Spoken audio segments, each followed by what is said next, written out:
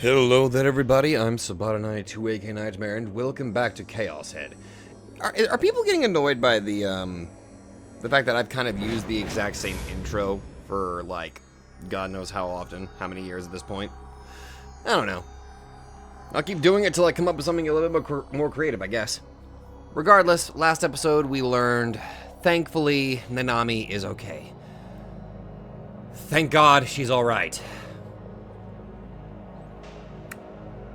And then listening to Takumi just break down on that hospital bed, thinking that she's still dead. Only to be given the good news that she's okay. And instead of lashing out like he was like you could expect from him, no, he is filled with so much genuine relief that his sister is okay. Like, it's like the regression that he did with his character suddenly just kind of reversed itself somewhat. A bunch of self-loathing, admittedly kind of needed considering he effectively gave up on her initially.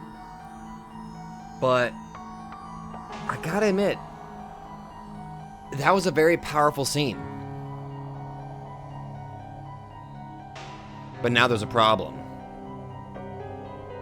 That box that had a hand in it is no longer in his room. Also, he kind of escaped from the hospital, so that's a thing too. And Bond coming up with something very interesting about the rooftop people the people that jumped off the rooftop, the video, and how certain things didn't line up. But it looked like he got shot down because Sua just had to speak up. Plot twist, what if Sua is actually working with the government trying to hide up all of this blatantly obvious corruption and all of that? Who knows?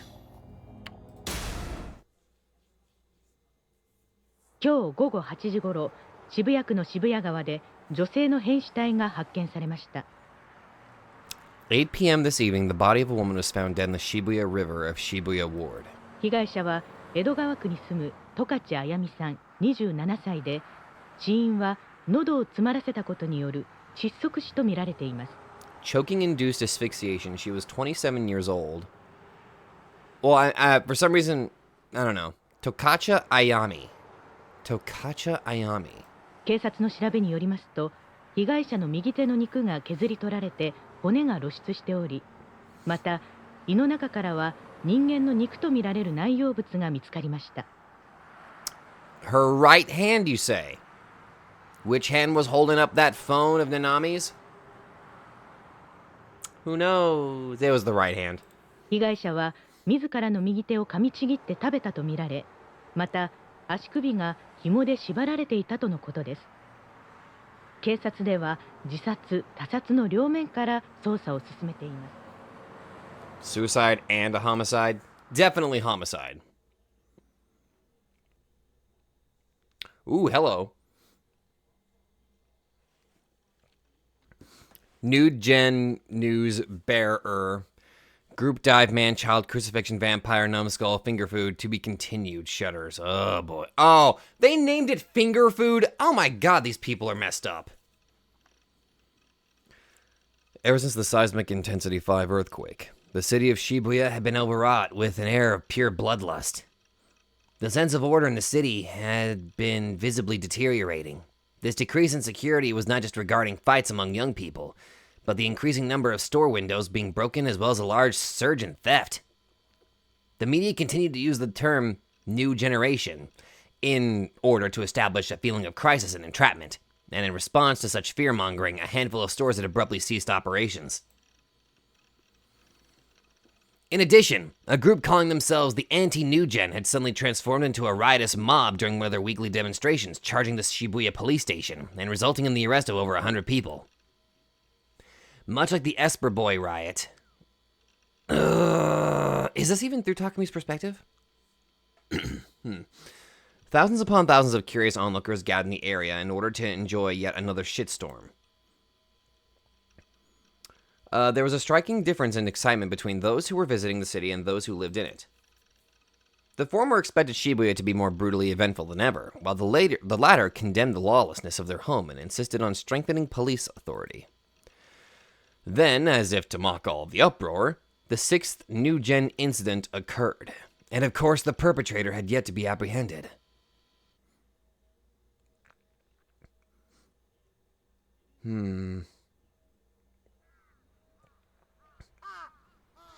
It had been a week since the earthquake, and in that period of time I had been suspended from school. Even if I hadn't been suspended, I wouldn't have been in the proper mental state to go to school anyway. No. The day immediately following the earthquake, another New Gen incident had occurred. That incident, just like the murder of Dr. Takashina, was obviously supposed to send a message to me. It was a woman who'd bitten off her own right hand. There was no doubt in my mind that it was supposed to allude to Nanami's severed right hand. Nanami was clear bait from Shogun to lure me out, but even though I knew that, the thought that Nanami could have been the one killed sent shivers down my spine. And since I had become famous in Shibuya in the worst sense of the word, I was now more terrified of going out than ever. You need a disguise. If I had a hole to crawl into, I would have done it with no hesitation. Even going to the convenience store to buy food for myself killed me, and there have been entire days I went without eating. It was impossible for me to walk outside with my head not glued to the ground. It always felt like someone was laughing at me. The gazes of other people terrified me. I didn't want to talk to anyone, to see anyone. People from the mass media had been trying to bother me constantly, but I ignored every single one of them. I hadn't called my parents, nor had I talked to Nanami. Not wanting to drag them in. I hadn't been playing ESO either. If it somehow got out that I was Neidhart, I would be absolutely fucked. It had been 1 week now. Quite the bit of a time jump here. Was that enough time for everyone to cool down? People always say, oh, they'll forget about it in a month, but hopefully it didn't actually take that long. And I mean, trends did go by extremely quickly these days. The slang people use would become obsolete by the next year. Even net slang and memes that people use online died out in just a couple months. Ain't that the truth? Hell, everybody remember that whole thing with the freaking, the Peach Crown where everybody was making their own, like, gender bend characters that wore the fucking crown? Hell, that even happened to me. Oh god, I hope I didn't put that in editing. Television sought out heroes, idols, villains, or whatever else that would excite the public, and as soon as it found them, it consumed them for all they're worth.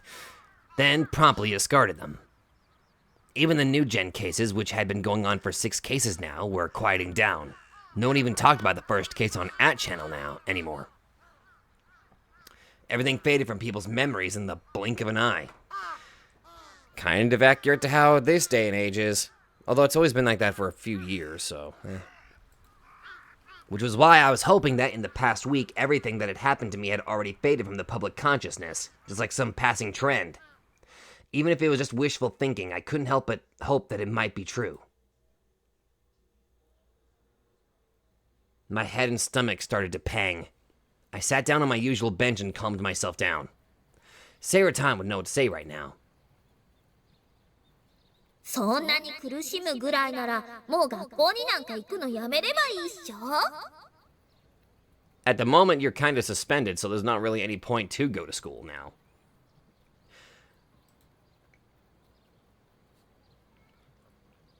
I was at the point where I was starting to consider it. I mean, due to the worsening security, more and more people have been opting out of school in Shibuya Ward, so it wouldn't just be me. And I'd always thought that it made no difference whether or not I graduated, so much so that I'd be willing to drop out of school right now. But despite that, I still planned to continue going, even if it meant risking running around into Yua. I gulped down a cola I'd bought at the vending machine on the way to the park, then stood up from the bench. I should stop kidding myself. I didn't want to go to school, but I didn't want to quit it either. Because if I quit school, I wouldn't be able to see Rimi anymore. We were classmates. So long as I kept going to school, I'd be able to see her without going out of my way to do so. But if I lost that, I could always just call her or go meet with her directly. But like I said, that would mean I'd have to go out of my way to contact her.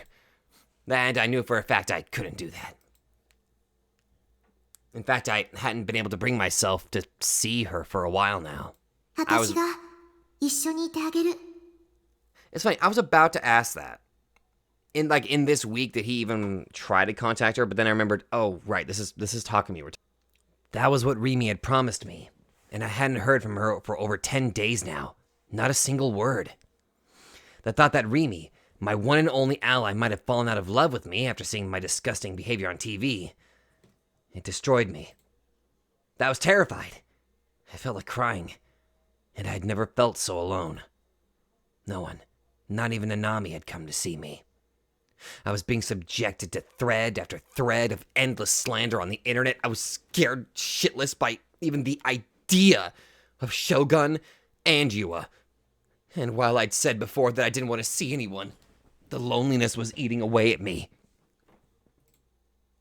I wanted Rimi to come and see me. I wanted her to hug me gently and tell me it would be all okay.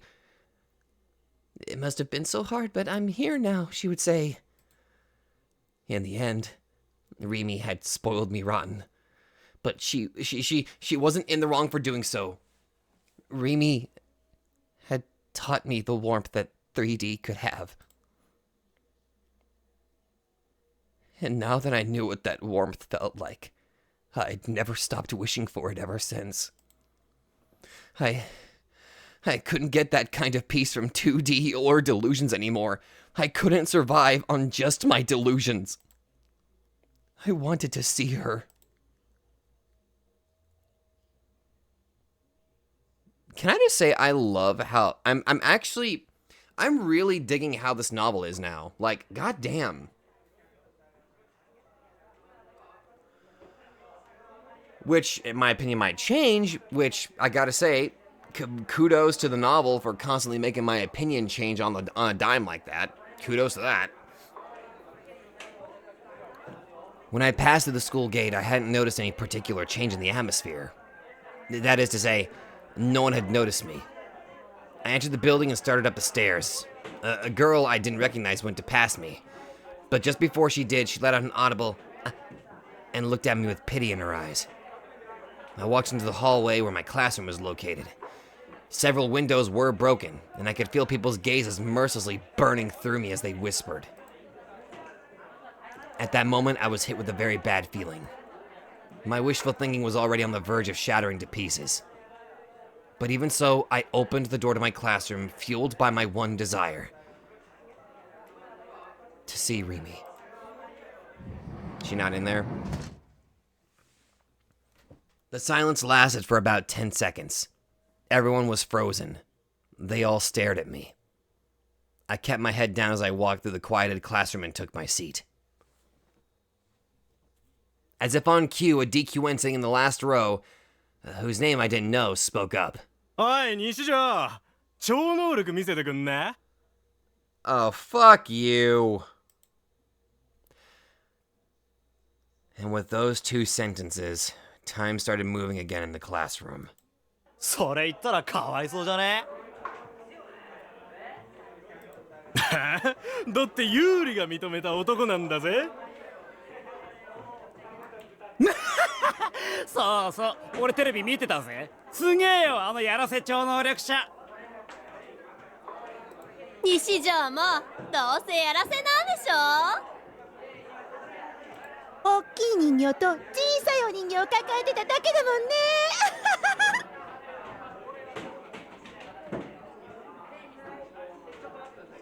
Oh my god, this is making me sick. やめとけって。西条は病気なだけだっつの。そっとしといてやれ。Okay. Alright. You just had to use that word. Okay, so where's that student and can I kill him? だってあいつ空飛べるらしいじゃん。あとなんだっけ？投資？私投資されたらどうしよう。服もスケスケで裸見られる。西条変態じゃん。お、やっべ、こっち見て。石にされる前に目をするぜ。大丈夫。実際のところただの肝音だから。Jesus Christ.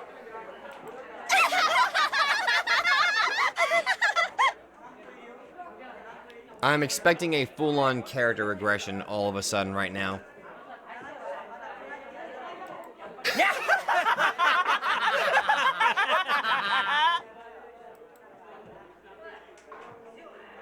This is hell. This was exactly what I'd feared the most. The DQNs had their eyes on me now. It had been a week, but no one had forgotten about the uproar I'd caused. I was now the laughingstock of Japan. The boy who, after trying to show off his special powers to the masses, went home and slept with a figure. There was no point in protesting, saying that I'd never called myself an Esper. The truth was meaningless now. Right now, the truth was just the one story that everyone in Japan was familiar with. The story that tens of millions of people recognized to be truth. And when enough people believe in a lie, it becomes a false truth. There was no fixing that. No one could. Not me, not anyone on TV, not even Shogun. I was a self-proclaimed Esper who no one would ever associate with. I was an absolutely revolting male otaku, the biggest freak anyone had ever seen. Not a single person would ever look at me with anything other than disgust. I'd always hated TV shows that made fun of otakus, and now I just added fuel to the fire. I didn't have any psychic abilities. I couldn't fly, I didn't have clairvoyance, I didn't have telekinesis. I couldn't obtain a D-sword. I'd even given up on trying to save my sister just so I could save myself, like the complete piece of shit I was. I was just an otaku that had nothing to show for his life other than his knowledge of anime, video games, and whatever other media, so it only made sense that I couldn't do it. I fought off my imminent mental breakdown and searched for my savior, Rimi. And when I did, my eyes met Misumi-kun's. Only for him. Yeah, immediately you just fall in line, and even though you were friendly with him, you're like, nah, I'm not associating. To immediately look away. I guess that was only fair. If you hung out with me, the entire class would shun you too. That was why he'd looked away. It was only natural. Besides, he and I had always lived in two different worlds. I was an otaku, and he was a total alpha male. The fact that he said that with some level of seriousness is kind of sad. It was a marvel that we'd ever been friends at all. Feeling like I was on the verge of tears, I went back to scanning the room. I searched for anything I could latch onto. I desperately cried out in my mind for Rimi. But she wasn't there. Rimi was nowhere to be found. Why? Was she just absent? Of all times for her to be gone, why now? I didn't have any way to get a hold of her. What if she never came to school again? If that happened, I'd likely never see her again for the rest of my life. That was the feeling I got. It was like that when she first appeared, too. Back on the first day I saw her at school, Rimi was suddenly in my class, just like that. And now she disappeared just as quickly. Could she have gotten caught up in the earthquake? Could she be dead? I tried my best to shake off all those negative thoughts, but it was hopeless. I was just getting more and more depressed, and now my mind was being overwhelmed by an incredibly dark and foreboding delusion. I was starting to wonder if the girl known as Sakihata Rimi had ever existed at all. Maybe she was just another personality I'd created inside my delusions. Like Seiratan. When I thought of it like that, it all started to make sense. Whenever I needed help, Rimi always came to my rescue, like a knight in shining armor. Whenever everyone else would treat an otaku freak like me like trash, Rimi would treat me with kindness. Had I seriously believed that there was a 3D girl that was just so damn perfect for me? Someone that was pretty much my dream girl? Oh, fuck.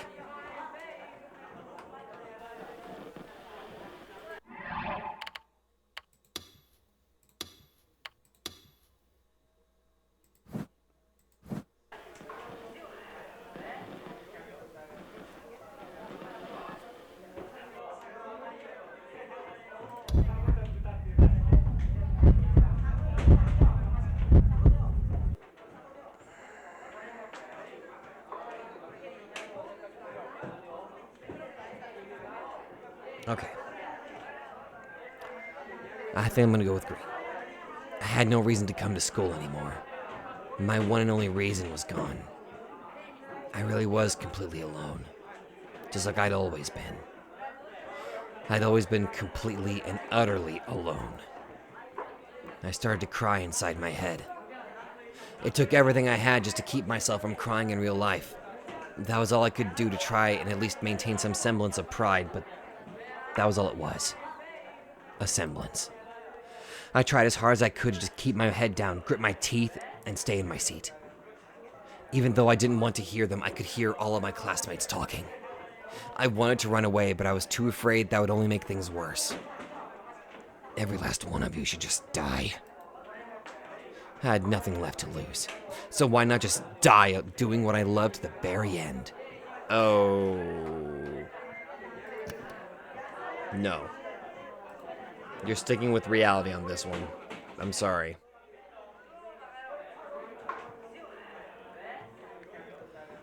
I killed all of the DQN bastards in my head in an attempt to relieve my anger. But that wasn't going to reverse the humiliation. And not only that, but the DQNs from earlier were still harassing me, their obnoxious voices echoing throughout the classroom.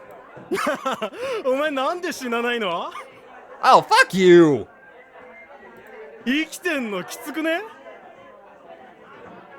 俺ら手伝ってやろうか?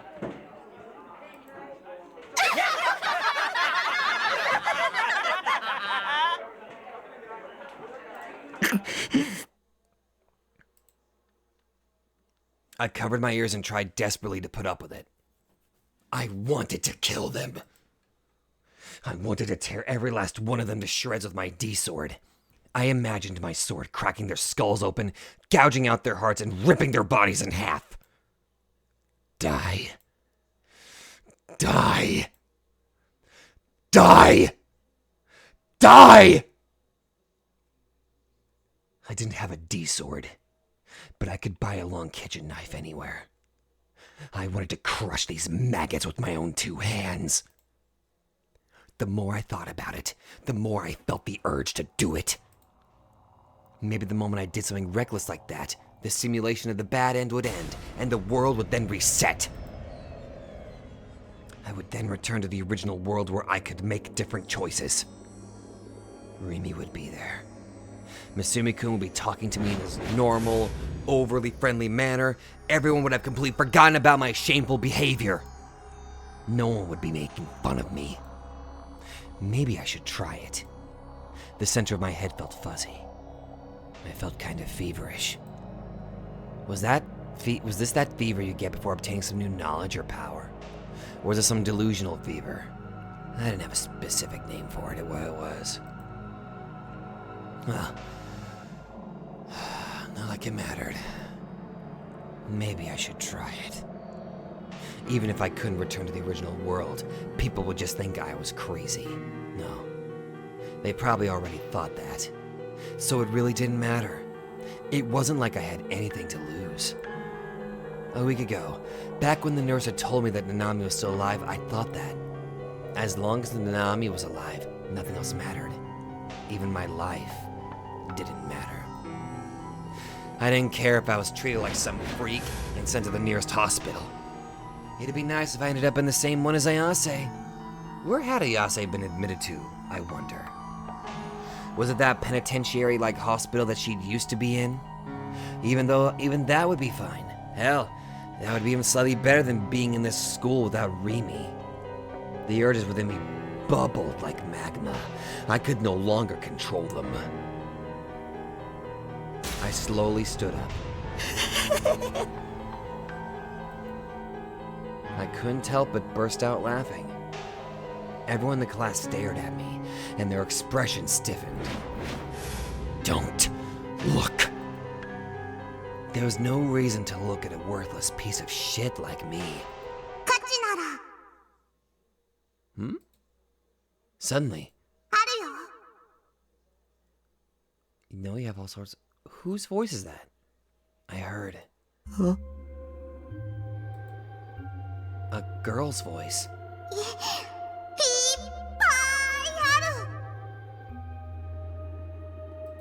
Is that?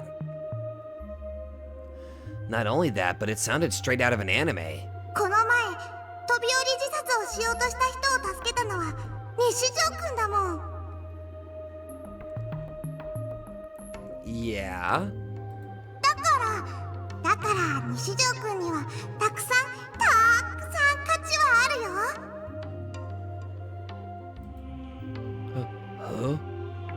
Who the hell was talking to me? I looked around the room one more time. Everyone was all frozen in place due to my odd behavior, but they all kept their mouths shut. I couldn't find a single human being who was talking. But that voice. It was such a strange sensation. It felt like it was coming from directly inside my head. Was it an illusion? Or had I just crafted yet another delusional girl inside my head? 幻聴なんかじゃないのら。妄想でもない。 Huh? What was that? What was that just now? They were responding to my thoughts. Was someone reading my mind? No, it had to be just a delusion. コズピーはここにいるよ。 Kozupi? コズピーってなんだよ。ここってどこ？誰なの？ When I shouted, my classmates moved further away from me, almost like they were trying to run away in fear. Good! Fear me! 西条くんに価値がないなんて、そんなの全然違う。 Kozupi. Wait a minute, Kozue! The voice didn't answer my question. All the voice did was continue to talk to me in a really strange way. むしろ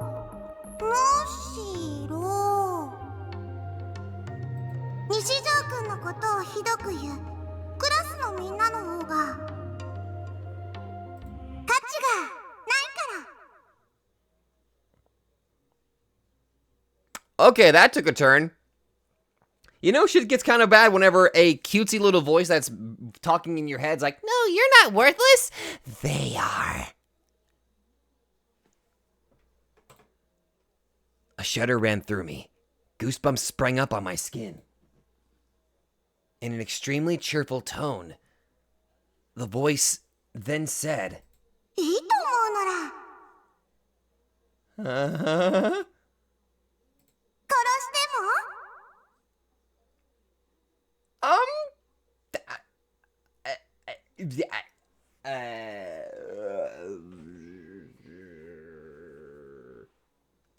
no!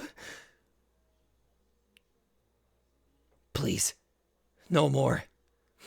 I cowered in my seat, cradling my head in my hands. The world hadn't reset. I hadn't returned to the parallel world where Rimi was. Oh, we're going to talk about parallel world stuff? A different world that exists parallel to ours. Parallel. What the fuck was that English? Parallel to ours in another space-time. It exists in the same dimension as the world we live in, and in some cases the locations of people and other things residing in it are completely identical. Huh. Rather, it was like I'd gone completely and utterly crazy. What? It had been a week since Bon had last visited the Frisia office, and things were a little bit different than he remembered. The seas of papers that had been piled high atop each other into every desk were now completely absent. They had likely all come crashing down due to the earthquake, and Momose had ordered it to be cleaned up. Because of this, the place looked quite tidy. Staring at it with a sidelong look, Bon let out a sigh, then sat down on an office chair he had wheeled out from beneath a desk. He restlessly fanned his face with his favorite handheld fan. Momose, who had been tapping away at her laptop's keyboard on her desk, took one look at Bon's dismal appearance and scowled. なーに？来るなりため息なんてついて。なあ、ももちゃん。何にもないとこから剣が出てくるって手品見たことあるかい？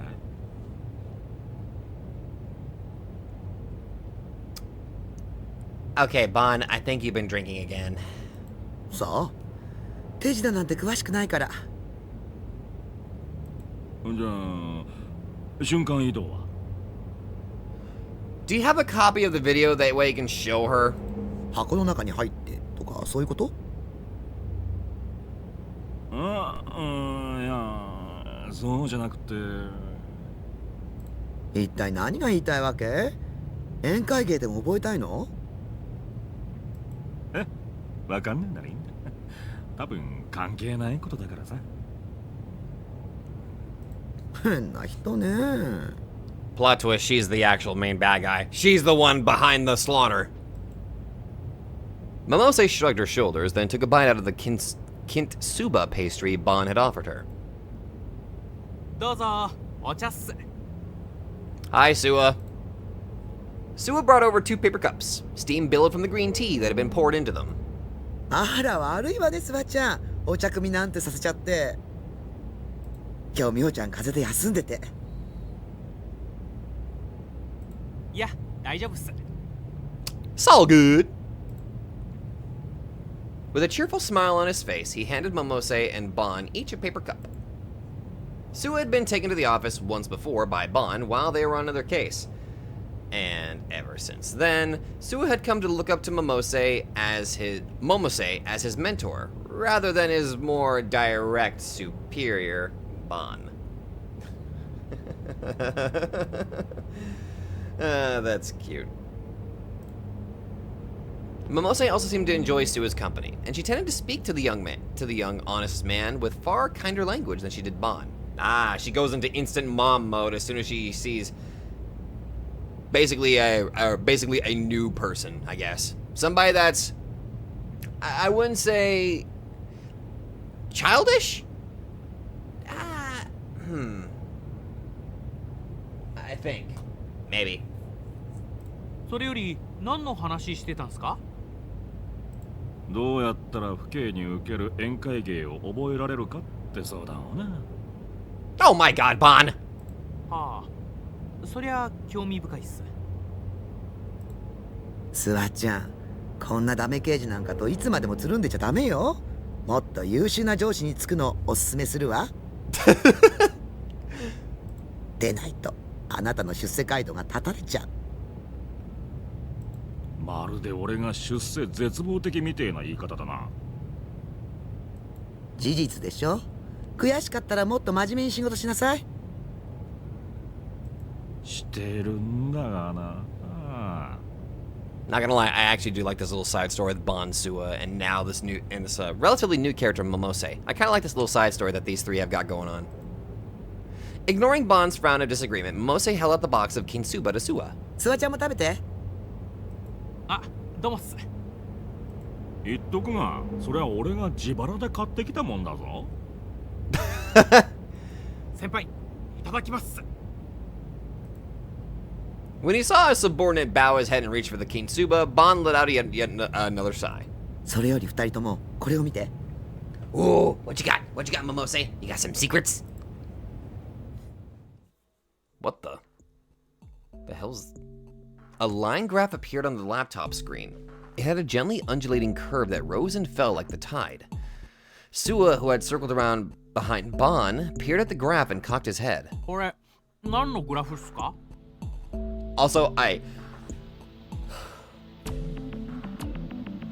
love it when a voice actor goes the extra mile and pays attention to the scene, and he sounds like he's literally mid-eating while he's talking. Those are the kinds of VAs that I am like, I am jealous of those kind. ここ1年の渋谷近辺の G レートよ。おかしいと思わない？渋谷の平均 G レートが世界的に見ても高いってのはももちゃんに教えてもらったんだぜ。 The GE rate. That's right, she did tell us. Okay. そうじゃなくて、 Okay, then what is this? 気のせいかもしれないけど G レートが何者かによって操作されてるような気がするの。 Ooh, she's figuring it out. She's figuring out that these are not natural occurrences. Yes! Oh, wait, but that puts a target on her back, though. If she did... Oh, no, she's gonna die. She's gonna die! そんなことできるんすか？さあでもグラフを見るとなんだか不自然なのよね。数値が小刻みに変動しすぎてる。 Basically, scientifically, it makes no sense. 10年ぐらい前まで遡って調べてみたんだけど、ここ5年くらいはずっとそんな調子なのよ。 That's suspicious right there. 前に太田教授だっけか、その人が言ってた、G レートが半年前から増加してるとかなのか、その辺と関係あるのか。 Isn't that the professor who was trying to say something that it was all because of magnetite in the ground? 太田教授の調査では G レートはそんなに細かい変動は起こさないっていうことなのよ。 Oh wait, no, it was somebody else that said that, I think. 何らかの異常が起こってて、そこに人為的なものを感じるってことか。でも5年っすよ。それだけ続いてれば異常じゃなくて正常な状態と言えなくもないんじゃないですか？ Well, maybe that's the purpose. Maybe they basically done it over 5 years to make it appear normal. But to a trained eye, like example, to the populace, they're like, nah, this is probably normal. But to a trained eye that can pay attention, they might notice that something is definitely off. もう一つあるの。グラフを細かく調べていくと G レートは毎週末に伸びる傾向にあるのよ。週休2日のサラリーマンにはありがたいことだな。俺には関係ねえけど。 Oh yeah. ああ、土日に休み欲しいっすね。自分もう2ヶ月休みなしっすよ。 Sua, imagine not having a weekend off for about 7 years. The two dejected detectives hung their heads, to which Momose responded with a curt shake of her own. 茶化してる場合じゃないわ。1週間ごとに定期的に変動してるのよ。しかも年末年始やお盆休みなんかは変動がピタリと止まる。何かの意志が働いているとしか思えないわ。 Well, yeah. 年末年始やお盆休みがあるのって人間だけだよな。動物や植物はそんなもんあるわけない。 Nah. It would be kind of interesting if animals were cognizant enough to where they could actually recognize a holiday. And they will... There's a motherfucker mowing his lawn right next to my window. Get out! 実は地球の意志とか。地球の意志。随分壮大な話だな。だが、もし仮にそんなものがあったとして、地球が明けましておめでとうとか言うかよ。Fair point. 冗談っすよ。Ah, you may not have been serious, young Sua, but we will approach it as if you were. 年末年始はともかくお盆休みは日本にしかない風習よね。日本人の社会活動と同期しすぎて。渋谷っすから当然なんじゃ。ちなみにこことここ見て。 Momose first pointed at the center of the line graph, and then to the right where the most recent data, or the recent date, was situated. この2箇所はすごく伸びているでしょ。一番右はこの1年の最高記録みたいな。1年どころかこの10年で最高よ。10 years. 日付は真ん中は3ヶ月前。覚えてる？小さな地震があったでしょ。ああ、震度3でなぜか8人も死んだ。あれか。Okay, so 8 people died in that one. あの犠牲者ってなんで死んだのか理由はまだ特定できてないんじゃなかったか。さあ、そうでしたっけ？ Wait a minute, they don't even know what caused their deaths? What? Ignoring the exchange between the two detectives, Momose continued talking. で、一番右はこの間の地震の日。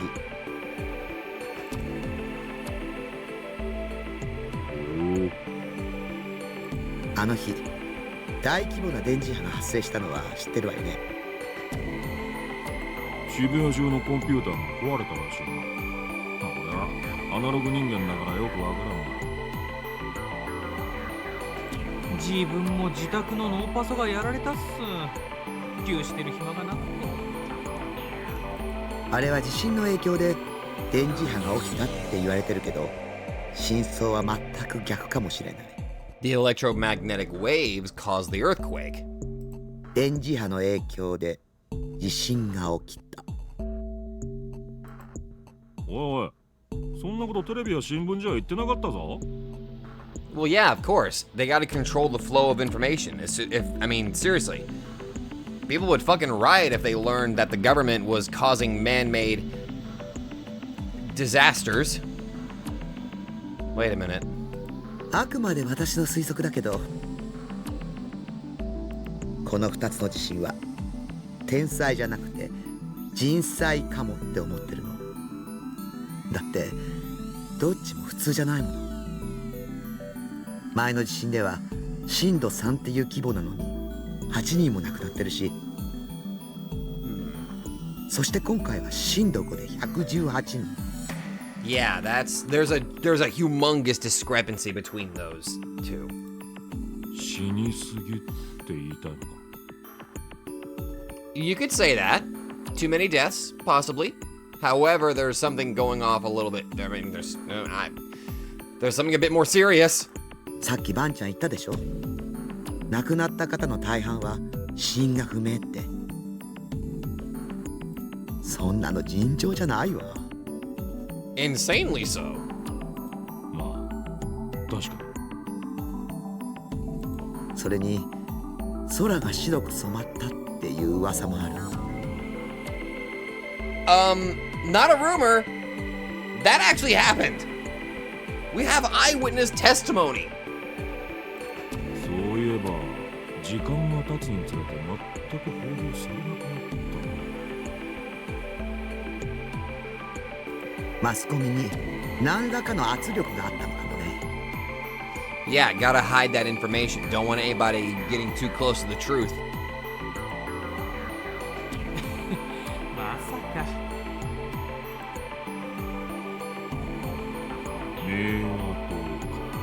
The Meiwa party.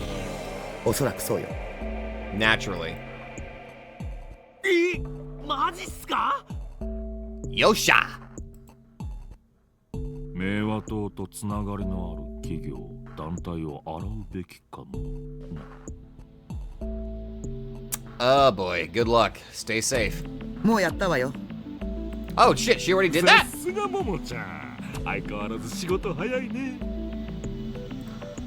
で、Momose raised her hand skyward and stretched far and wide, tilting her head slightly to the side. A satisfying sounded from her bones. Wait, you mean like this? Oh! Ooh. Okay, I felt that. That was great. それらしい当たりはなし。お手上げよ。Oh. お手上げって、ももちゃん。They're probably hiding the information, which is why she wasn't able to find anything. やっぱももちゃんさんの推測が間違いなんじゃ。そうかもしれないわね。これでも結構時間かけて調べたのよ。本業そっちのけでね。I just remembered. What does this music in this scenario kind of remind me of? AI, the Somnium Files. でも行き詰まっちゃったわ。よほど巧妙に隠されているか。スワちゃんの言う通り、私の推測が見当外れでしかないのか。I say keep looking. こういう時は別の方向から攻めてみるってのがデカの鉄則だぜ。先輩、なんか心当たりあるんですか？ Bond stopped the hand that was fanning himself, then wet his lips with his tongue. 週末に G レートが上がったて得するやつって誰なんだろうな。Ooh, not a bad angle to look at it from. Not bad. Who benefits from it on the weekends? I like that. I hadn't heard any more auditory illusions, but I couldn't bear to spend even another second in the classroom, so I'd booked it to the restroom and had hid there until afternoon classes were over.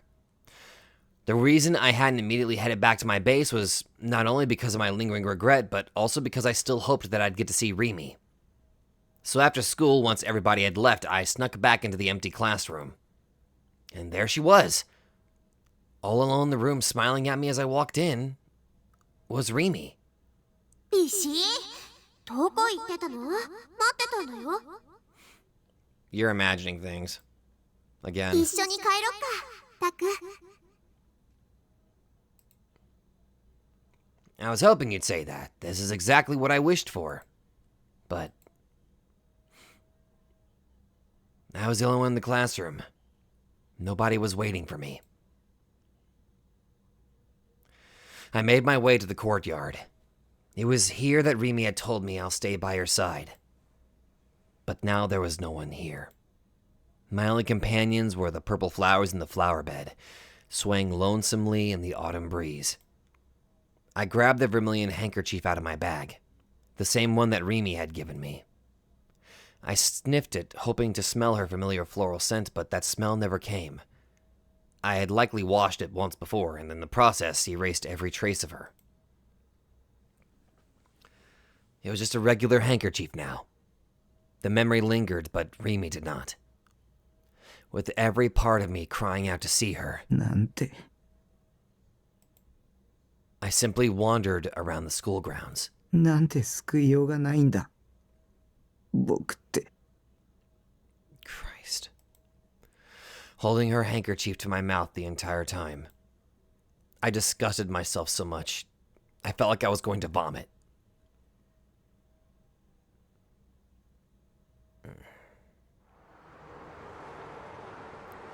After leaving the school, I began to walk around aimlessly. I didn't care about anything anymore. My fears about being attacked by Shogun or Yua or whoever else had completely vanished. I even found myself wishing they would kill me. As long as it wasn't painful, I welcomed it. My mental state had been completely overtaken by depression. When my gaze happened upon it, the center of Shibuya was so bleak it only served to accelerate my depression all the more. Not a single smile could be seen on the people walking down the street. All they did was scowl grimly at their surroundings. It gave the place a particularly stark atmosphere, one where it felt as if a fight could break out between the passers-by at any moment. Stores that would normally be filled to the brim with people had their shutters practically bolted to the ground, just by walking aimlessly through Shibuya. I'd already come across a ton of them. I also noticed that there were less cars on the road than usual. The jumbotrons they'd always blare through the streets were now completely silent. And in their place were the incessant sounds of police sirens, car horns, and various cars screeching in the distance. There wasn't a single trace of the mess I'd caused in front of the station a week ago. Well, I guess mass would work. Even if I hadn't disappeared from the people's memories yet, the city's memories may have long since driven me into obscurity. How nice it would be if I, too, could wipe away my memories. To know nothing, to be ignorant, to remain a fool. I was sure a person like that lived a life full of sunshines and roses. 無知は罪だ。知らない方が幸せなこともあるという人間もいるが、そんなのはただの甘えだ。Senna, huh? I had a feeling Senna had said that to me. But was it really so wrong? Being naive? People? Me? None of us are that strong. I was always wishing for someone to save me. I couldn't do anything on my own. I didn't want to. I stood in the middle of the road and closed my eyes. The most agonizing thing about all of this was that I barely understood what was actually going on. Things like Shogun and D-swords were things I didn't want to know, but I ended up learning about them regardless. However, if you were to ask me what they were, I wouldn't be able to answer. I didn't know the answer. Maybe I should just die. Looking to the top of the old front building, I thought that to myself. If I were to die, maybe my memories would reset, and I'd get to play again. Hey, person controlling me, what do you think? I think you should try to keep going. This current playthrough is a complete and utter failure. You made a mistake by allowing your joke of a character to grow in levels. You should have made me more like a hero. You should have made me actually cool. You should have made me more sociable, respectful to women, and you should have given me a passionate sense of justice that would allow me to empower the weak. As I am now, I can't beat the final boss. I can't beat the game. I can't do anything. So please don't expect me to. Reset the game. Please. I'm worthless like this. Erase me.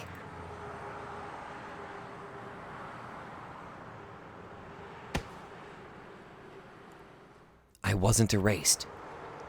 Instead, I felt the impact of someone bumping into my shoulder. おい、邪魔なんだよ。 I thought it was just an auditory illusion. Earlier this morning, I'd heard a girl version of that line, and now it was a guy version. Who asked for that? I'd rather hear a much more moe voice. An illusion I can actually fap to later. Then again, if they were to whisper something sexy in my ear, I'd get a... This novel is making me say things that I would never say out loud. Good God. I'd get a boner even though I was in the middle of the city. Jesus Christ. 無視してんじゃねえぞ。なあてめえ、西条だな。どうなんだ、やらせ超能力少年。この前テレビ出てたよな。ギャラいっぱいもらったんだろ。ちょっと顔貸せよ、エスパー君。He's talking to me, just ignore them, okay, man? Just try your best to ignore them, all right?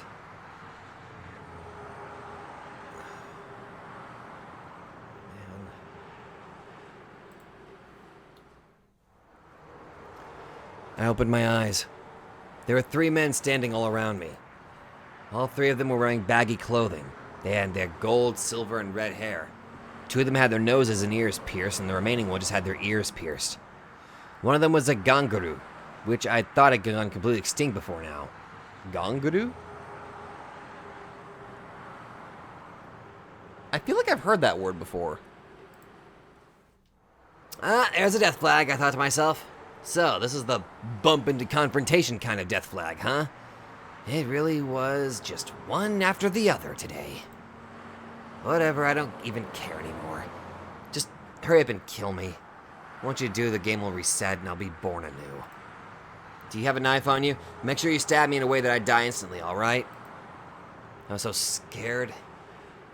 My legs were shaking. I shouted that instinctively. Though it would have been closer to a scream, I didn't care about how it made me look. I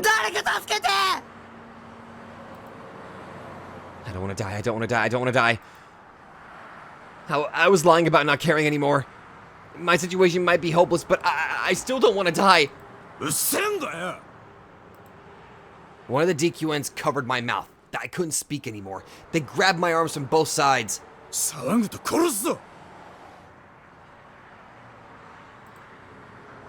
I stopped resisting. They dragged me to a deserted alleyway no one would go anywhere near, grinning the entire time. So I decided to launch a preemptive strike against the 3 men.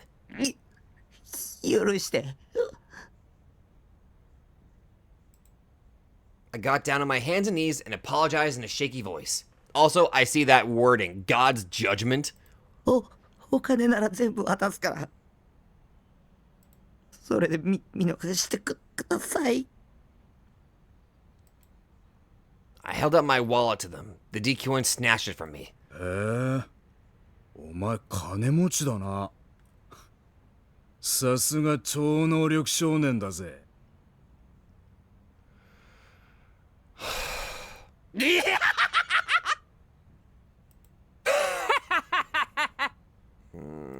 お前いいやつじゃん。俺気に入っちゃったよ。Still on my hands and knees, I breathed a sigh of relief when he said that. If he liked me, he was probably gonna let me go. 俺らの仲間に入れてやるよ。入会金は100万円な。これ強制。本当はすぐ払ってもらうとこだけどよ。今日の夜までにしてやるよ。Pardon?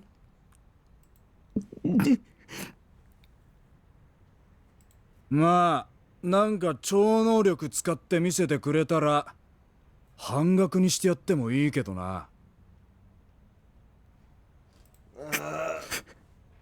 なんか言えよ。Oh my god, fuck this. 超能力見せろっつってんだよ。できねえの？できねえのかっつってんだよ。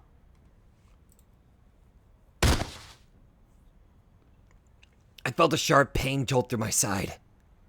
It felt like he'd broken my ribs. I couldn't breathe. I nearly lost consciousness. I was dizzy. Right as I thought that, the DQN's foot came into view in front of me. Then aiming directly at my face, his shoe shot toward me at tremendous speed.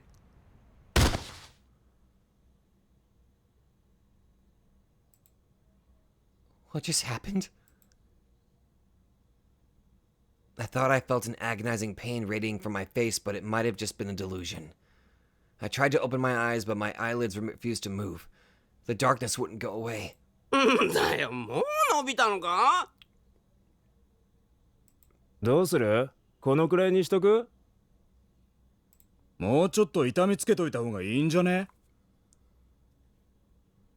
あのダース・スパイダーの兄ちゃんもそう言ってたじゃん。What? That's what that Darth Spider guy... Oh, you gotta be fucking kidding me. ボコボコにしてくれって言ってた。こいつボコるだけで金くれるなんてよっぽどこいつのこと嫌いなのかもな。Shogun.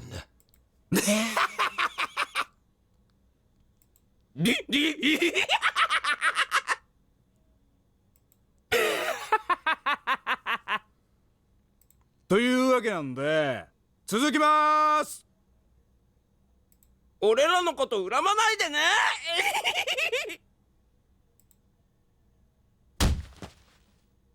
Sorry. I'm sorry. I want to kill them. I'm sorry. I'm sorry. I want to kill them.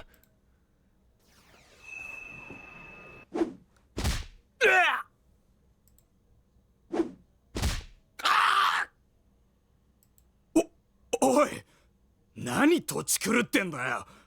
ふざけんなよ。なんだそれ。おい、よせ。やめろ。What's going on? やめて。やだ。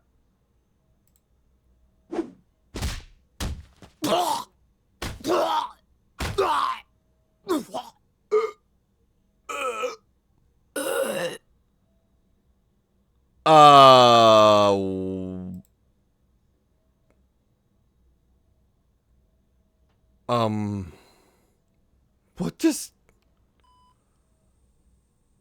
Shogun!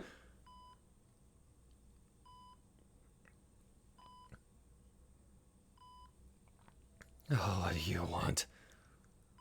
The pale evening sun shone through the window of a hospital room. The light, singed red by the twilight, divided the room into two distinct parts, one captivated by light and one dominated by darkness. And what was illuminated by that light was a bed adorned with pure white sheets. On the bedside table sat a handheld video game console. A number of academic books lined a nearby shelf, neighbored by the muted pink petals of an arrangement of cosmos flowers resting in a vase. The room was neat and tidy. Nothing moved, nothing stirred, and it was a space where time seemed to have come to a stop. The window cut into the evening sky, and by that window was a small figure sitting in a wheelchair.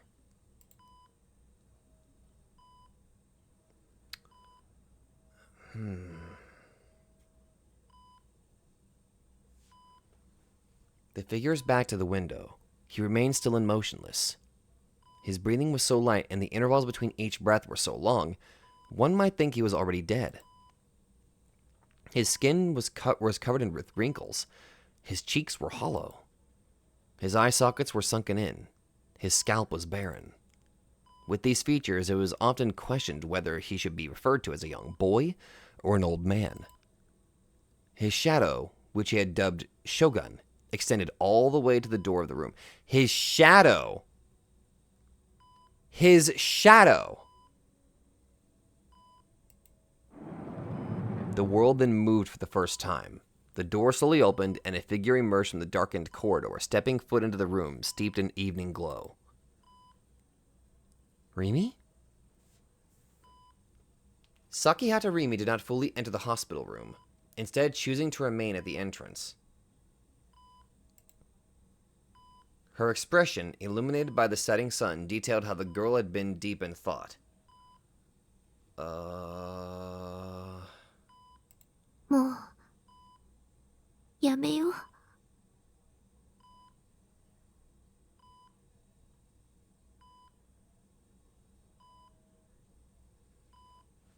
残念だけど、あの彼は、西條匠は消すべきだよ。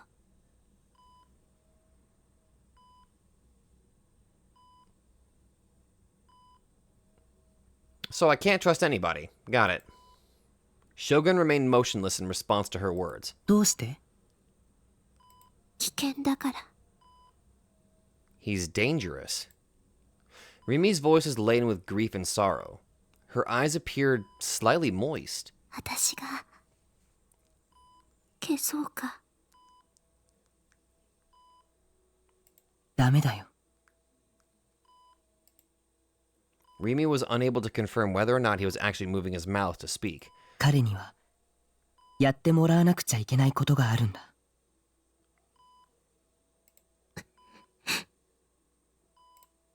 Rimi hung her head, then gently ran her fingers through her hair that draped down before her.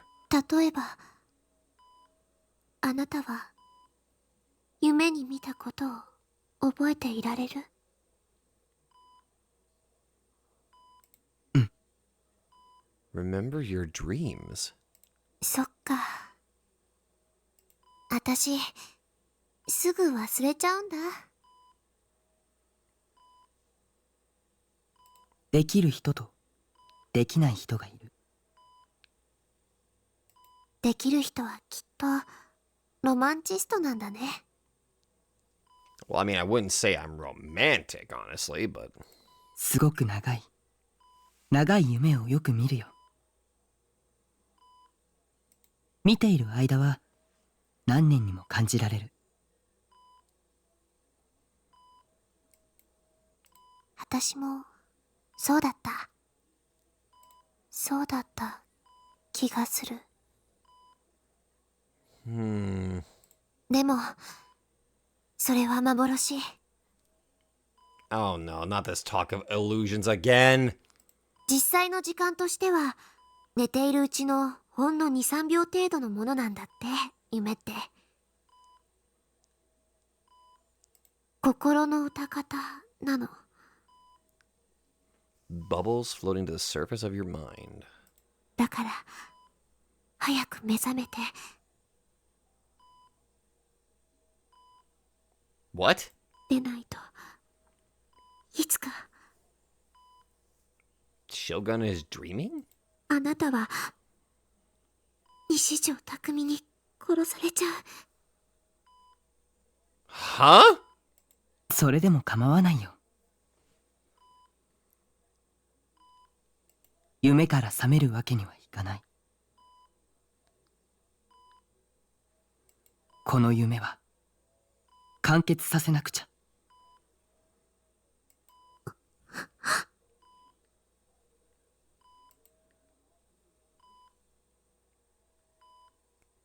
完結した夢の後には何が残るの？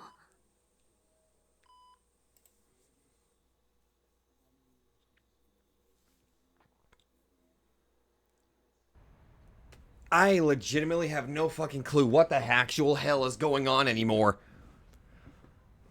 My shoulder was shaken softly. It was extremely gentle, and after just one shake, it stopped. It felt like someone was peering at my face. My consciousness was slowly returning to me. As it did, the pain in my body returned along with it. The smell in my nose. It was a smell so strong it made me want to vomit. The smell of blood. I felt it tingling around my upper lip. The taste of iron spread through my mouth. Slowly, I opened my eyes. Bloodbath? Oh, it's you! I was in the same back alley as before. I was lying face down on the asphalt, and right in front of me was a small reddish-brown puddle of liquid, likely seeping out from one of the dumpsters. Grimacing at the smell invading my nostrils, I sat up. My whole body ached. My face in particular hurt like hell. It was hot and tingly, like someone had taken a lighter and gasoline to it. Right beside me, a girl I recognized was kneeling down and looking at me.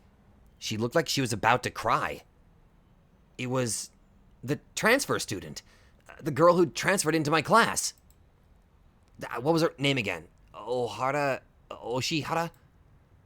Why was the transfer student here, I wondered. And then the transfer student held out something to me. It was my wallet. Why did she have it? My head still foggy, I looked around.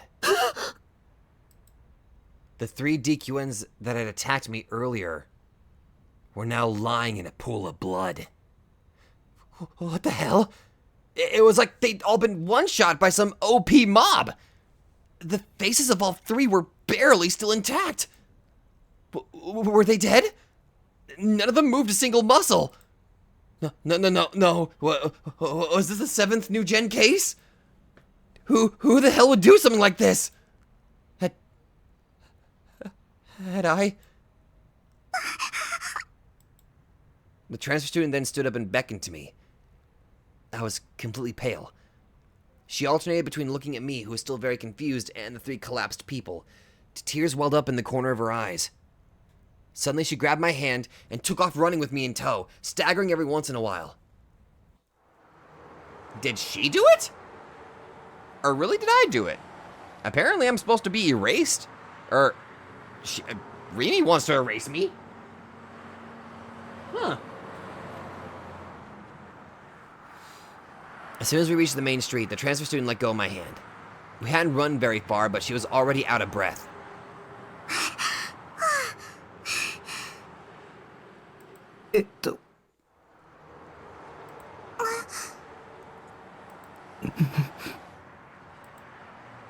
We both fell silent. Maybe the transfer student was just as bad at talking as I was. I was thinking, like, you two had something similar going on. No, that didn't matter right now. What I needed to do first was figure out what the hell had happened. I've been being harassed by those DQNs, and then they picked a fight with me. Then I must have passed out, but how long had I been unconscious?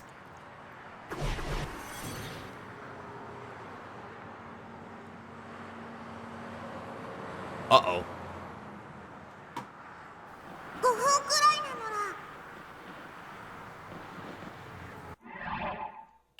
Is she the one who's talking in my head? Oh.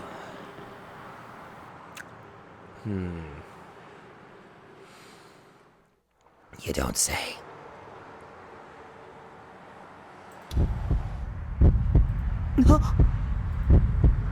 There it was again!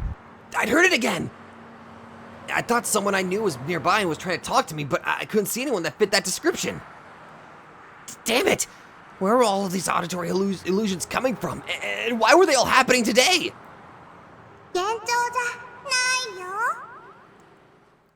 Wait a minute, that's implying that she's the one that said that they should all die. Oh.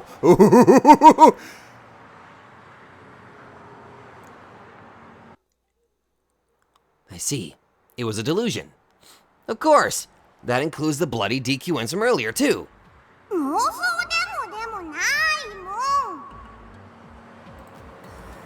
It has to be a delusion.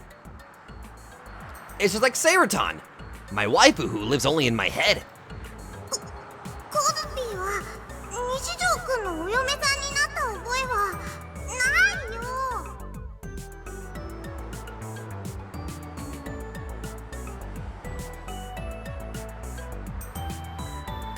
What?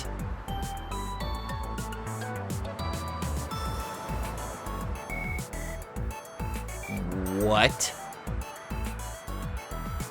No. That is implying something that I am not willing to accept that.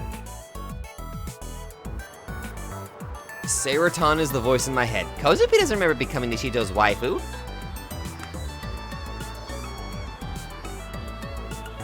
I swear to God, if you are suddenly implying that Kozue has been the voice of Seirotan this whole fucking time,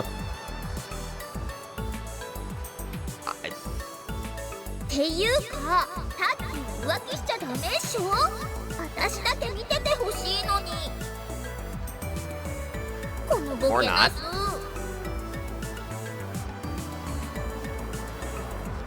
That Seirotan's still my waifu. Nothing's changed on that front. Besides, I don't have any memory of some dumb blonde character named Kozupi.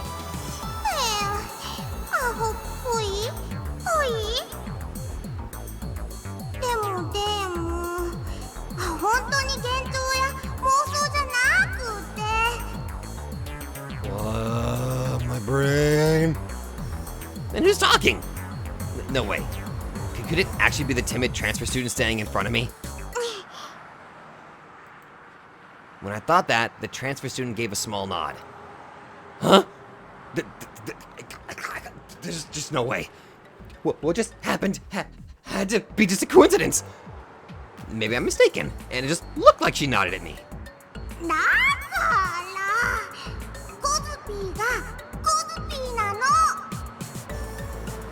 What the fuck is going on right now? There's no way any of this is true. I'm not a telepath, not even close.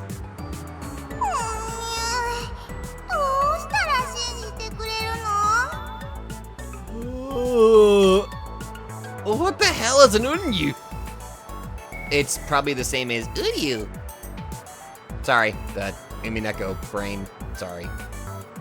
Jesus Christ, I'm a 30-year-old man and I just said Uryu. For some strange reason, the transfer student looks sad. Damn it, now even I'm getting somewhat depressed.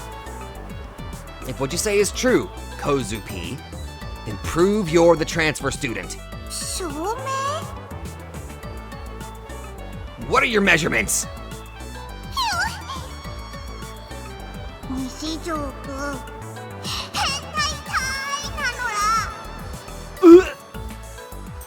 So you can't answer then. That means you really are just a delusion.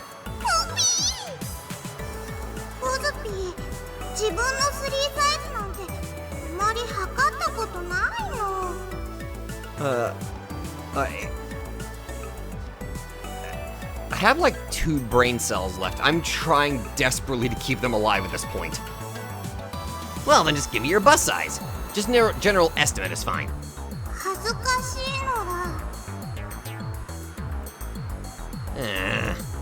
The conversation unfolding in my brain was getting way too perverted. Maybe it was time to dial it back a bit. Centipede? What?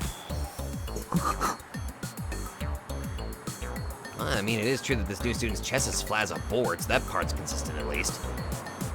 Incidentally, I'm partial to tiny breasts. Oh my god, Takumi, stop! For some reason, the transfer student's face was a deep scarlet. Her already petite body got tinier and tinier as she made herself small. This is a coincidence. It was just a coincidence that the voice and her reaction were in sync. It's not proof of anything.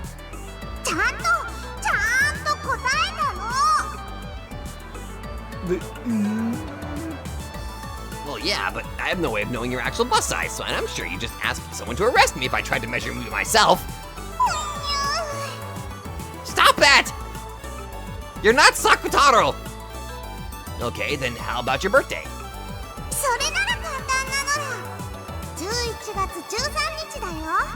November 13th? No, I'm recording this on September 2nd, so that's a bit of a ways off. Huh. Well, I mean, there's no way for me to confirm if that's true either. If I could go on a whim, go up to some 3D girl I'd never spoken to before and ask her, hey, when's your birthday? I would have become a normie a long time ago. When I thought that, the transfer student that had been hanging her head suddenly started fishing around in her bag. She then pulled out something from inside it and thrusted it toward me with tears in her eyes. It was a student handbook, one that was practically brand new. Upon flipping open the cover, I saw a photo of the transfer student's face, the name Orihara Kozue, as well as her date of birth. But out of the three, what had really caught my attention was the date of birth written there. It was November 13th. No, I've been talking in your head this whole time.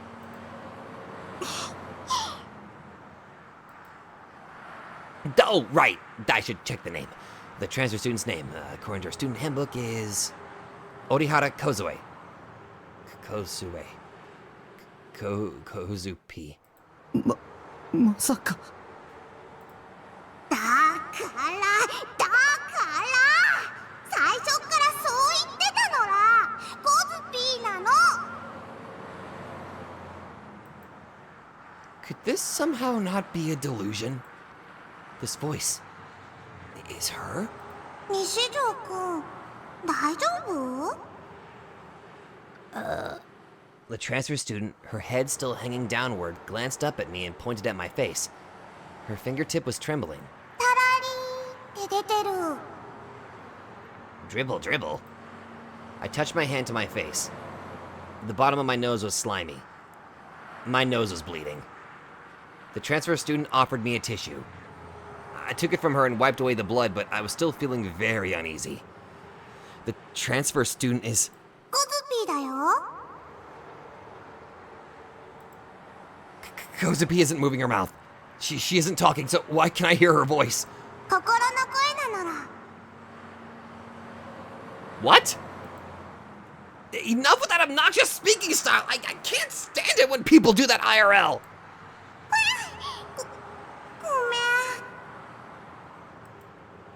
ごめん。 Wait, you can hear my inner voice too? 聞こえるよ。 普通に話さないなんで。 She's probably too scared to. 恥ずかしいし。 Oh, I know how you feel. I'm like that too.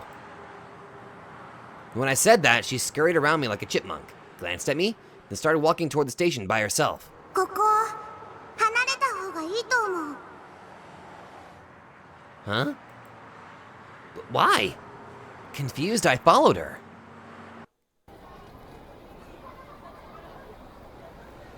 As I walked, I noticed something.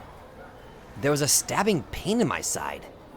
The pain throbbed with every step I took, so I was forced to stop. I gripped my side and took a breath. There were people everywhere. I hated Shibuya with a burning passion. It felt like everyone I passed by was laughing at me. It felt like everyone was watching me. It felt like everyone knew my face. Don't look at me. Don't laugh at me. I want to find somewhere I can get away from it all. I need a place to rest.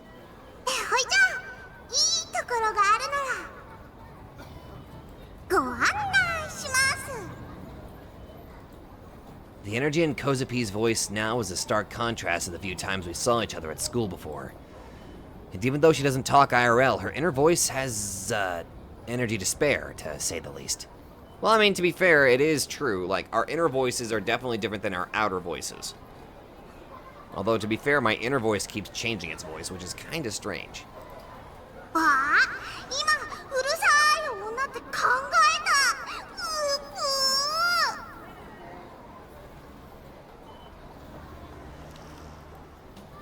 Being able to talk to her in my head is convenient, but at the same time, it's kind of annoying. Come to think of it, I'm accepting this stuff pretty easily, despite the fact that I'm not sure how the hell it actually works. Is this really a genuine, real-life psychic power?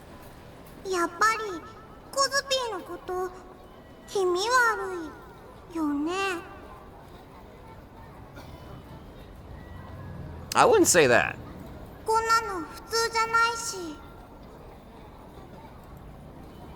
I'm not bothered by the fact that you're not normal, it's just that I've met all kinds of weirdos recently.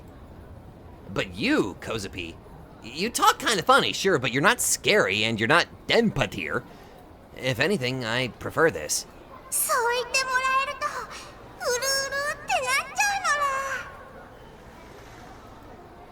As we walked, Kozupi suddenly burst into tears. Startled, I hurriedly gave her back the tissue, which was probably covered in blood. After bowing to me way more times than she needed to, she took the tissue and wiped the tears from her eyes. Back to what I was saying earlier. It feels really weird, and also makes me feel pretty uncomfortable when people can hear everything I'm thinking. That's my honest opinion about it.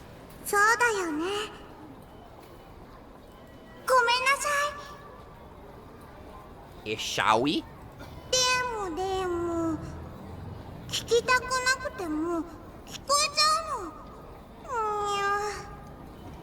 Ah, mind reading, but you can't turn it off. Is that so?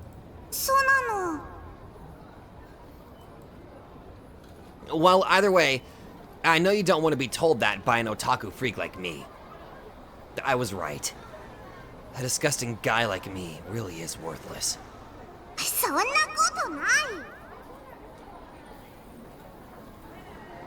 Just as I was about to revert to my depressed state, Kozupi shouted at me with her inner voice. I don't trust you. I trusted Rimi, and then I saw that whole thing about her talking to Shogun and wanting to erase me. Yua broke my trust. Rimi broke my trust. I don't trust you. I trust nobody.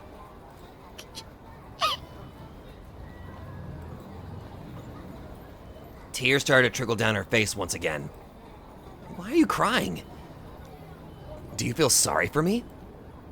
If so, there's no reason to. I mean, look at me. I'm so utterly delusional I create personalities inside my head and treat them like they're actually real people. For example, there's Rimi.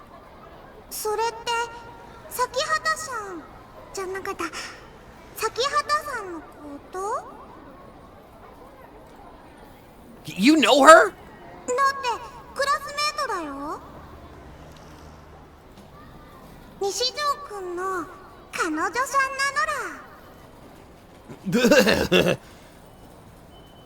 Like hell she is.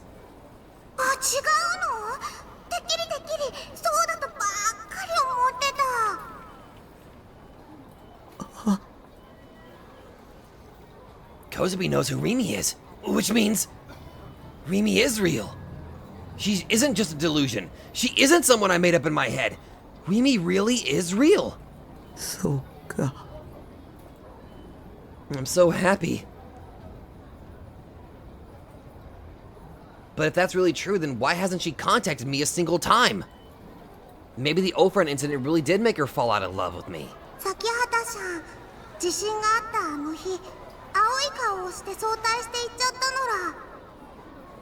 Super de duper pale.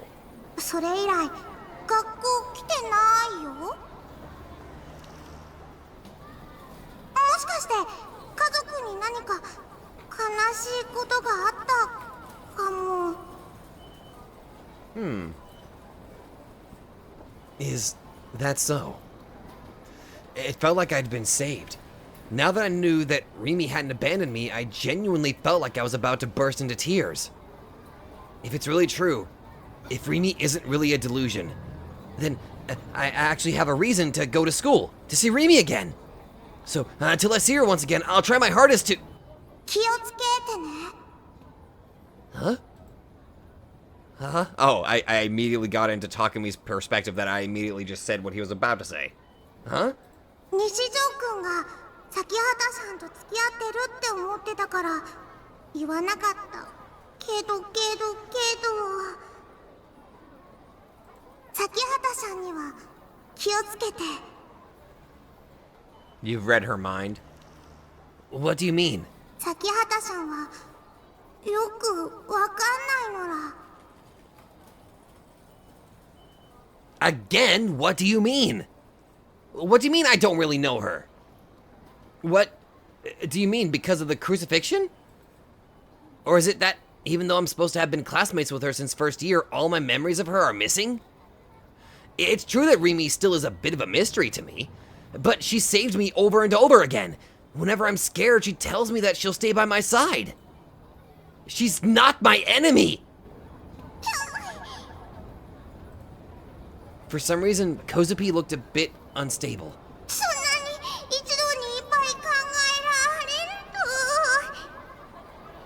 Oh, causes you pain?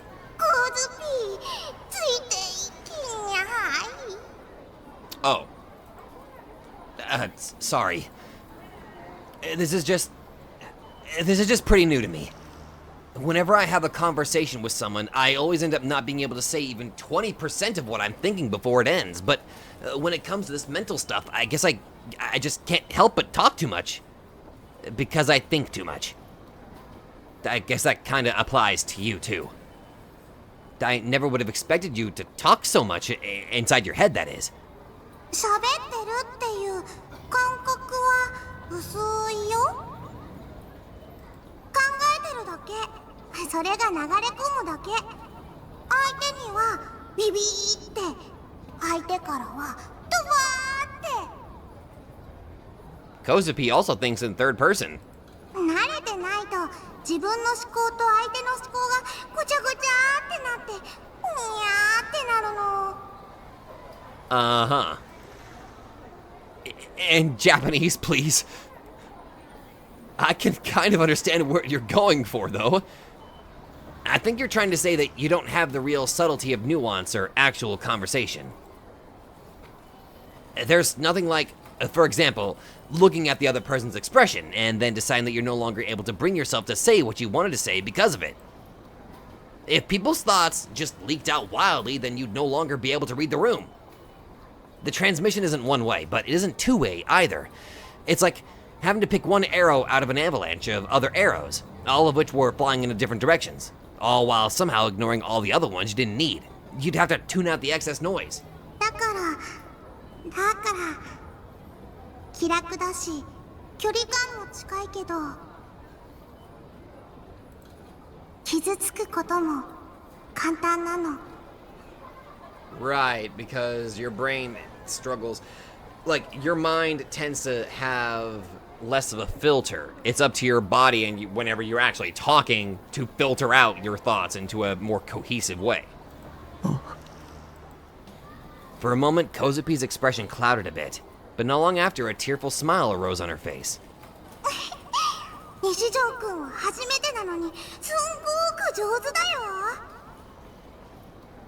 コズピーとビビビが合うの Okay. Beep beep beeps? Are you trying to say we're on the same wavelength? そう波長 I guess that's probably because I do something similar with Serotan pretty often. あ、でもあの時の西条くんは怖かったのおぴー Huh? Oh, back in the classroom. Back then? 今日の朝教室で Yeah, that moment. Oh god, that reminds me, I think I had a really stupid delusion this morning. だからうひゃーって思ってつい声をかけちゃったのら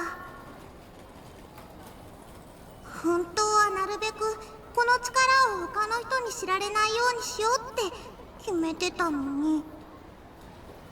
Though to be on a nest, don't you mean? Oh, I see. Wait, you don't understand. Back then, I was just really desperate, and at the end of the day, it was just a delusion.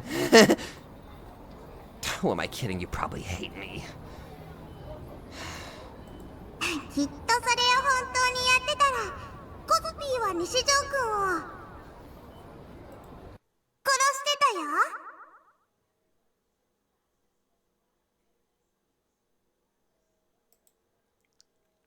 Huh? She'd said such a disturbing thing so innocently. The contrast between the two extremes sent a chill down my spine. Holy shit! Remaining silent, while still communicating in our heads, the two of us passed through Center Guy and came out on Inokashira Dori. Hey, I said that right without screwing up. From an outsider's perspective, do the two of us look like a brand new couple? Walking in silence without even looking at each other? Ah, crap. Kozubi let out a crazy loud gasp next to me. Her eyes went wide and she looked up at me. No, it was just a random thought. A random thought.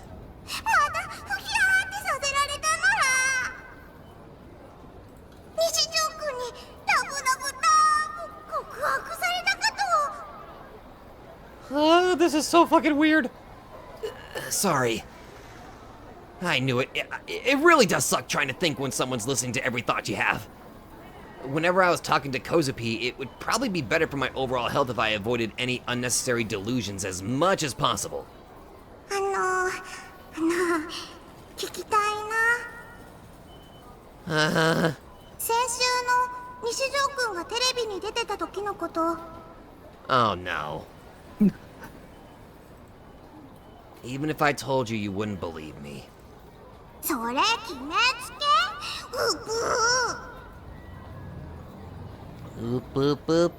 No, get Danganronpa out of here.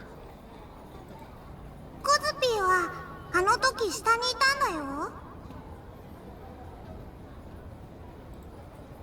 Down below? スクランブル交差点、ハチ公口の改札前、ちょうど通りかかって。 I like how at this point, it's because of this unique situation where she's talking with her mind and Takumi is now talking with his mind, I have become the voice of Takumi temporarily. あの時、ずっと声、聞こえてたよ。西条くんの声。 Oh. ナナミさんを助けたい、助けなきゃって。聞こえたよ。 Uh-oh. Did my inner voice really reach that far? It's a surprisingly long way from the roof of O-Front to the ticket gate at the station. それだけあの時の西条くんの思いは強かったのら。 Huh. I guess Kozupi really did understand. I didn't cause such an uproar because I was planning to show off my ESP. だから価値はなくなくないよ。なく No, I think you had it right. You said a double negative. Doesn't not have worth equals does have worth. Doesn't not is a triple negative, thus turning it back to negative, so in that case it would be Nishijo-kun does not have worth. You had it right. But in the end, it was all pointless. I put my own life before Nanami's, and at the very last second I escaped. Kozubi stopped before the entrance to Raft, and then while pointing at the entrance, she looked at me. This must have been where she wanted to take me. I didn't think there would be a place to rest inside Raft. It was a small, cramped spot that was filled to the brim with customers. My legs were unconsciously shaking.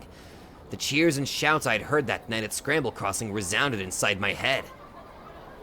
I don't want to go to places with lots of people.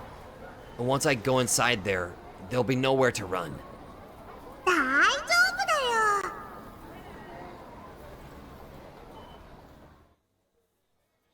In spite of how afraid I was, Kozupi marched on ahead, ignoring me.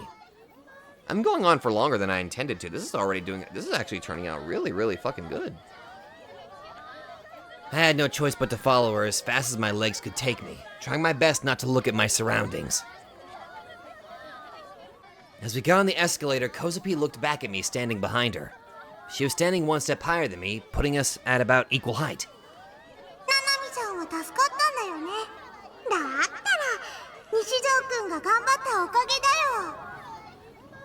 Huh? My power isn't what saved her. I might as well have done nothing at all.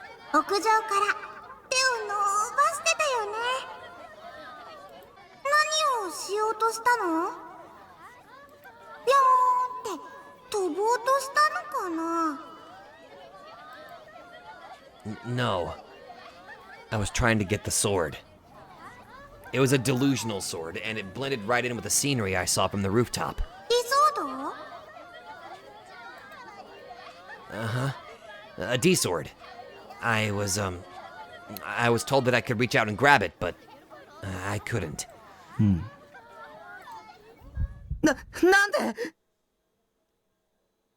Yeah, you just realized that you said delusional sword, but she immediately was like, a D-sword? I shouted that aloud without thinking. A couple passing by on the escalator gave me an irritated look, and I frantically slapped my hand over my mouth. Kozupi, how do you know what a D-sword is?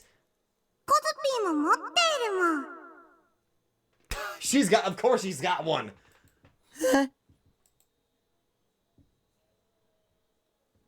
As soon as we got off the escalator on the 5th floor, Kozue casually raised her right hand above her head. It was like she was trying to shade herself from the radiant glare of the sun using her hand. As if it were running along her hand, light suddenly appeared in the air. No, it wasn't light. It was closer to lines. Are we going to get an actually really good look at it? If I were to describe it, it'd be similar to wireframe. Because whenever she first made her appearance, we got a split second of being able to see it. For the record, whenever I went to edit that video, I didn't think to pause and take a look at that moment. So, that was a bit of a goof on my end, if I can be perfectly honest. Yeah. Countless rays of light intersected in the seemingly empty space before eventually forming a shape akin to that of a snowboard. And then several streaks of blue light, more fiercely brilliant than any of the wireframe lines, ran across the entirety of it. Kozupi then clasped her open hand. What the fuck? Immediately following this, what had originally been wireframe, appearing as though a texture had been applied to it, transformed into a massive, solid, seemingly cold to the touch metal plank. Disorder.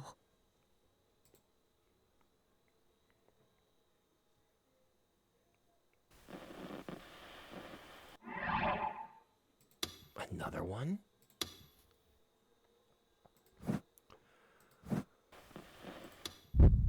The shape was far too different than the one Senna and Ayase possessed, and yet, even so, the aura about its body was the exact same. It was too sinister to be called a board. It was too unaffected to be called a sword. It possessed a pure, unadulterated savagery, one which intermingled with its destructive nobility.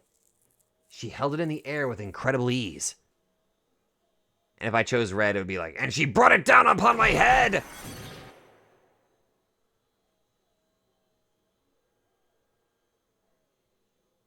Where in that tiny body was she hiding that kind of strength? From the looks of it, that thing has to weigh at least 5 kilograms. Kozupi, having literally read the question in my head, turned to me and smiled bashfully.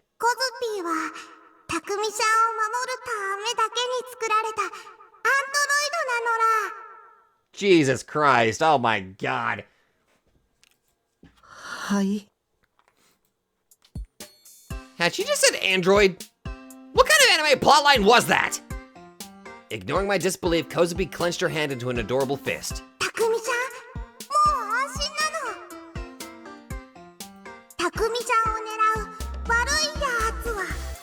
ビーがドッカーンってするのら。 She's gonna read this delusion and she's gonna be like, oh, wow, you're fucking weird. ちなみにコズピーはメイド機能もあるの。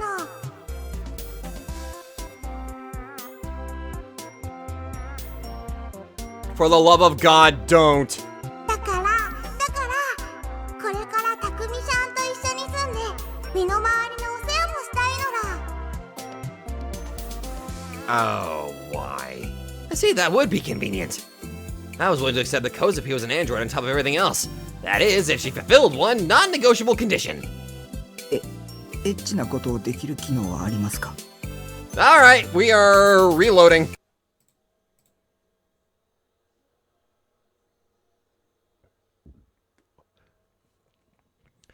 It was way too big to be swung around like that indoors. There were other customers around. If anyone were to get hurt, it'd be a total disaster. Kozupi's behavior was making me really nervous. I wasn't sure if it was because she knew I was afraid, but Kozupi recklessly lowered her sword and spun around on the spot. She looked like she was having fun. これがコズピーの剣だよ。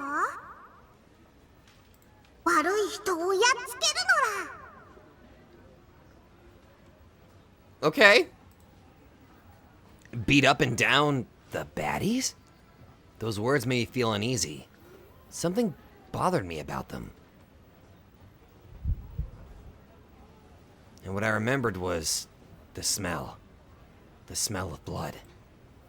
I remember the scene of the DQ1s lying down in a pool of blood. あんなひどいことする人たちは死んで当然だよ。プンプン。 Okay. So they really were dead? Huh? 生きてる価値もないけど、あんなゴキゴキな人たちは。 You're a violent little lady, aren't you? Cockroaches? ゴキブリ？はあ、殺したかったな。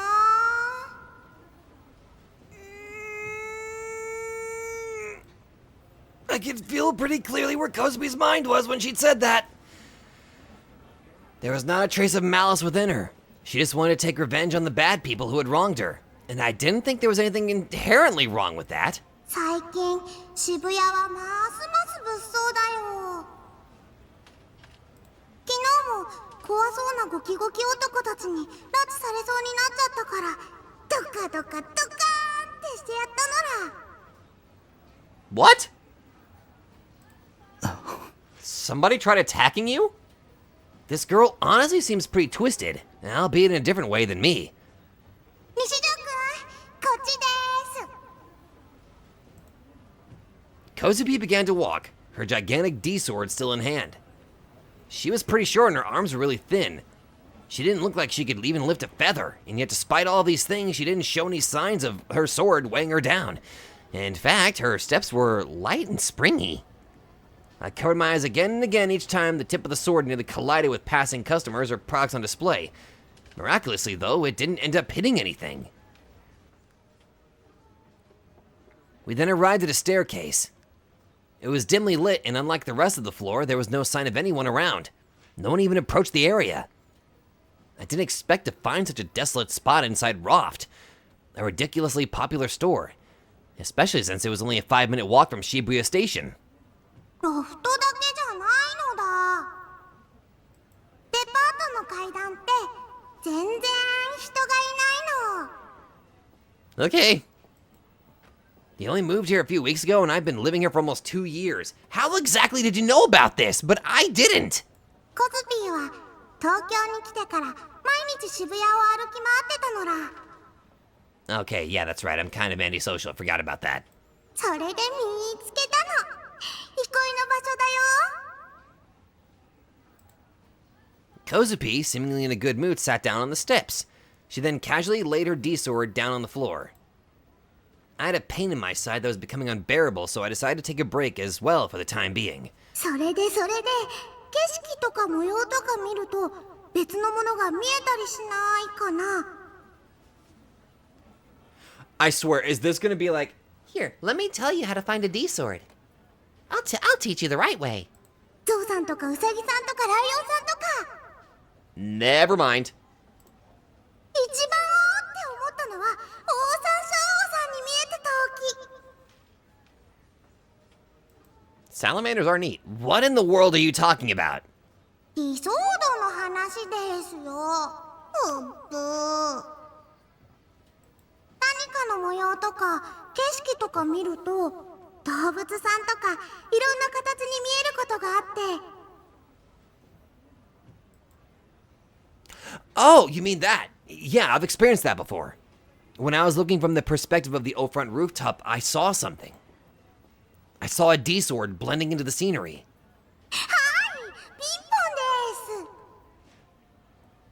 This is gonna be interesting if the slightly unstable little lady is the one that's gonna teach us how to actually pull out a D-sword. You know, it'd be interesting. コズピーが最初に見えた時はハムポンポンが死んじゃった時。 Ham pom pom? I'm guessing hamster? Ham pom pom? 小学生の時飼ってたハムスター。 I was right. ほいでハムポンポンのお墓を作ってあげようって土手に行ったのら。でもスコップ忘れてお墓作れなくてうみゃーって泣いていたら。 お空にこの剣の形が見えた。 Oh, so you took yours straight from the sky? それからはいろんなところでよく見るようになったのら。 Oh, never mind. As soon as you saw the shape, you started recognizing that shape in all sorts of places. How did you actually get your hands on it? In the end, I found my sword, but I couldn't take it. No matter how hard I tried to reach for it, I couldn't grab hold of it. ただ願ったんだよ。 You wished for it? Like what? That you could have it? But if that's what you did, then I did the same thing. Stopping my thoughts in its tracks, Kozubi looked at me and shook her head faintly. 違うのら。願ったのはね、殺してやりたいっていうこと。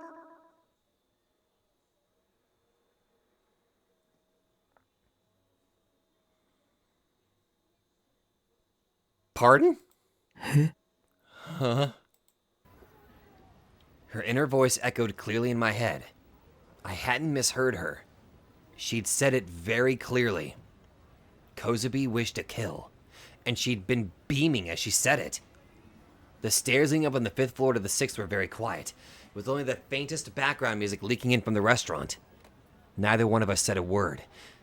The sound of someone breathing entered my ears. Was it hers? No, it was my own. A staircase where no one would ever approach. A blind spot in the heart of Shibuya. A pocket of air. I swallowed back my saliva in an attempt to wet my increasingly dry throat. そう願いながら、ミューって空見たら、また剣が見えて。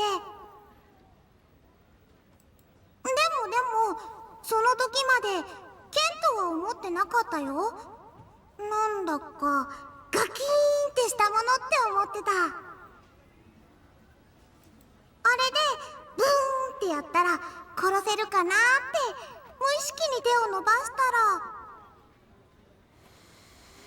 Okay. 本当につかめたのら。 And then what happened? What did you do after that? 殺そうとしたけどできなかった。 コズピーの力じゃ半殺しにするのが精一杯だったのです。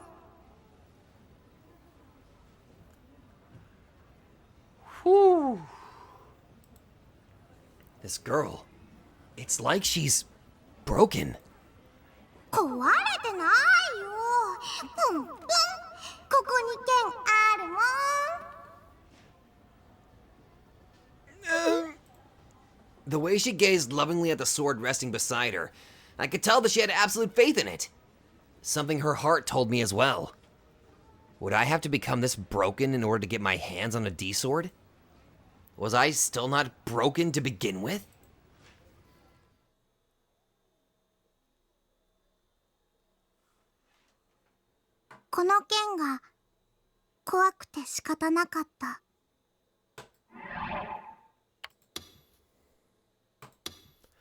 If I go any further, I'm going to be going at this for many hours that I do not have.